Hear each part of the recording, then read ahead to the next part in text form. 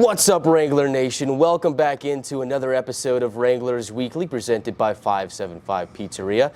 I'm Chiarenza, and today our special guest is Wranglers forward Corson Maguire. Corson, how are you doing today? I'm doing good. Thank you for having me. Thank you for coming on. So, Wranglers off to a hot start, 6-1, 6-game win streak to open the season. Take me through that. What's been the key to success for the Wranglers so far to open up play? Yeah, I think we got a lot of depth in our lineup. A lot of guys are bought in, and when it comes down to gameplay, we got a lot of guys who are willing to do the dirty work, and everyone's trying to do their own part to help get the W at the end of the day. And the most impressive part of all is it's all done on the road. How difficult is it to go on the road and string together wins like you guys have done so far? Yeah, playing on the road is a lot different than playing at home. A lot of the time we got to create our own energy, and we're playing in unknown areas and new places for a lot of guys. So we have a lot of fun with it. We enjoy every moment together, and when we step on the ice, we're playing together, and that's the biggest key for the success. And so you yourself, you've been off to a hot start.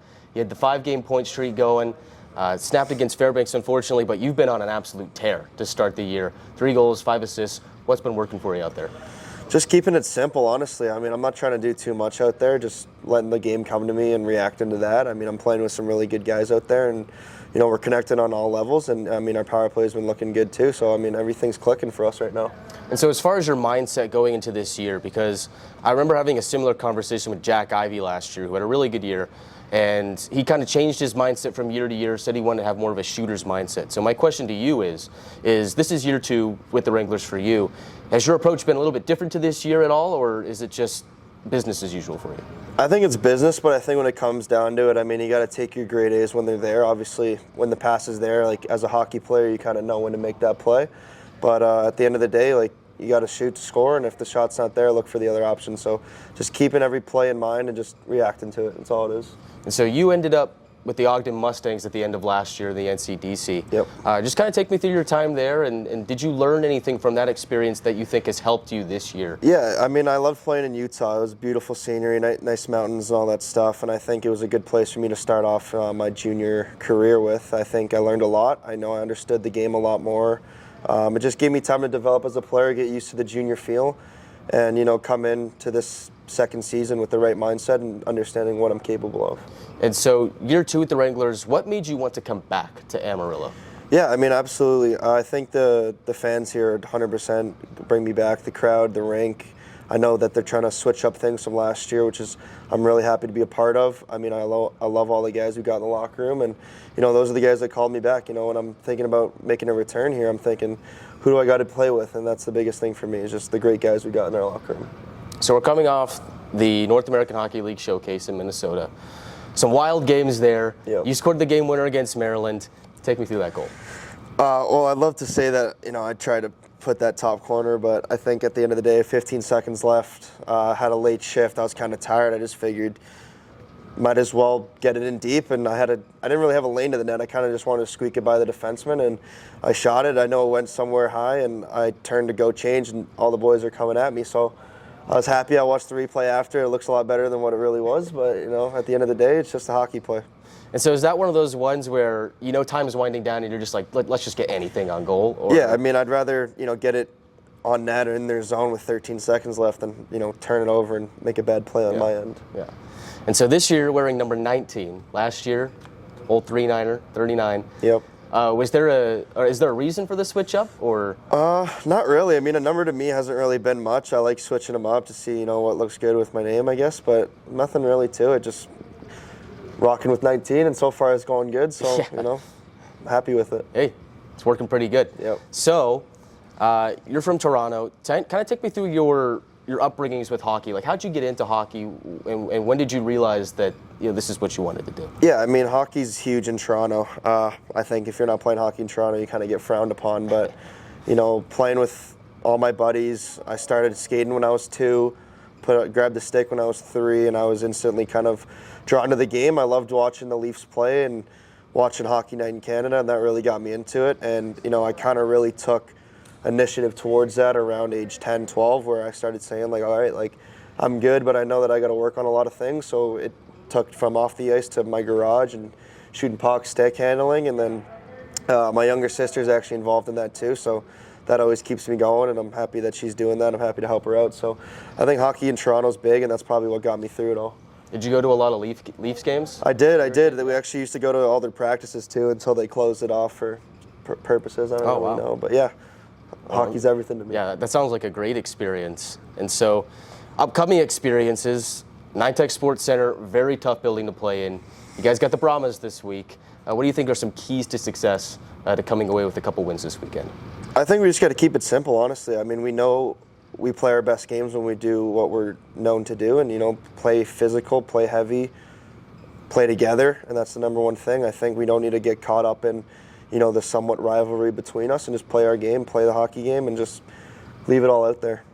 And so is there a message in the locker room on a game like that where you know the crowd's going to play a factor, you know it's a rivalry game? Is there just kind of like a team memo to say, like, let's keep a level head, or is it just kind of business as usual, let's go out, play our game? Like, do you want to go out and try and take the crowd out of it? Like, is scoring the first goal like a big thing, or? Yeah, I think scoring the first goal in any game is huge. I think that definitely boosts your momentum. But when it comes to playing where we're playing, I think it's just another game for us. And I think, you know, we're all really bought in and we're ready to take whatever's in store for us. Well, it should be an exciting weekend. You can catch those games on NATV, listen in here on YouTube. Corson, a little bit of a couple personal questions here, just to get to know you as a person, not just a player, because everybody sees you out there, and it's pretty cool. But let's talk about the man. Yeah. You got any nicknames, or do we have to give you? Mags. A lot of people call me Jerry from my last name, so I mean that's kind of stuck with me. But if anyone can come up with anything else, I'm happy to hear it. We'll have to see. On the road trip, a lot of bus time. How do you pass that time on the bus? Movies. Play a lot of poker on the bus. We had a 4-hour game going on the way back from the showcase. That's always fun. But yeah, just movies, talking with the boys. Just doing whatever you can to pass the time, honestly. Yeah, what kind of movies do you like watching?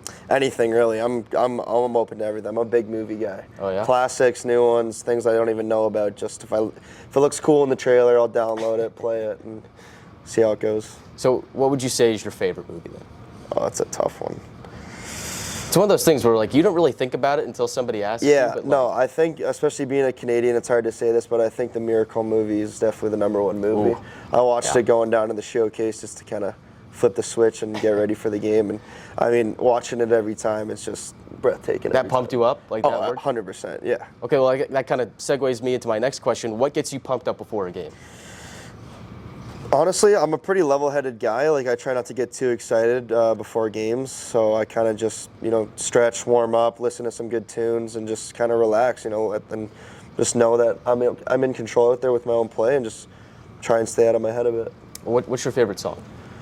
I don't have a favorite You don't have a favorite song. I love song, like country, so I'll be playing country music throughout the entire warm-ups. Oh, okay. Some days, if I'm having a bad day, I'll play some hardcore rap. But country, is the country thing something that you got from being here, or is that something? I think so. I think I definitely took over country after playing here for a bit. Just the whole Texas sky, all that sort of stuff. And I know a lot of the guys on our team like country, so I'm always picking up new songs. But yeah, country is definitely my go-to. That's pretty cool. Who has the aux cord? Who has the aux privileges in the locker room? It's normally Trace Day or Grayson, honestly. Okay. And they playing some good stuff, or? They play a lot of rap, which I'm okay with. I mean, from Toronto, you listen to a lot of rap, but whenever someone else hops on and plays country, I'm always good for that too. Gotcha. And then last question here. What's your pregame routine? So let's say it's a game day. Walk me through your day. Yeah, I normally put on a movie after our morning skate just to kind of take my mind off things, relax. A lot of hydrating, a lot of good food. When I get to the rink, I keep it nice and simple. I just tape my stick, stretch, warm up with the guys, play a bunch of rounds of sewer ball. That's always fun. Put in my AirPods, listen to some calming country music, and then when it's time for game time, just let everything flush out and just go and play. Wow, it's actually a pretty simple routine. Yeah. But and are you superstitious at all? I was a lot last year, but it kind of messed with me a little bit, so I'm trying not to do that this year. Just go with the flow? Just go with the flow, whatever happens. Hey, it seems to be working. Yeah. So, if it ain't broke, don't fix it. Exactly. That's Corson Maguire, everybody.